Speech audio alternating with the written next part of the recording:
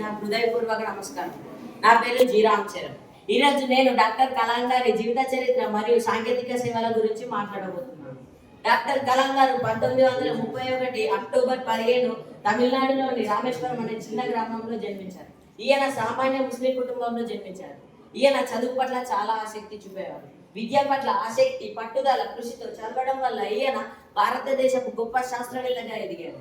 ఈయన మొదట aeronautical engineering చదివి డిఆర్డిఓలో పనిచేశారు. తర్వాత ఇస్రోలో చేరి భారతదేశపు తొలి రాకెట్ SLV-3ని విజయవంతంగా అంతరిక్షంలోకి పంపారు.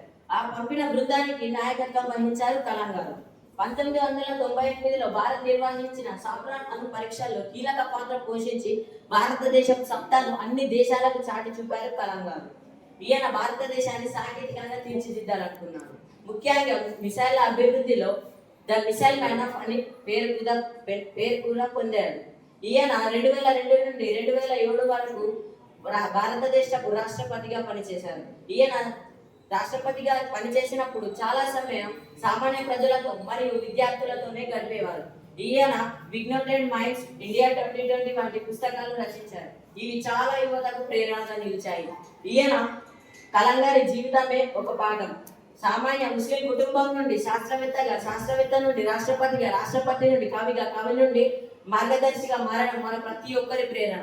కలాం గారు చెప్పిన మాటలను గుర్తుంచుకుందాం. మన కళలో వచ్చే స్వప్నాలు కావు, మనల్ని నిద్ర లేపేవే నిజమైన స్వప్నాలు. జై హింద్, జై భారత్.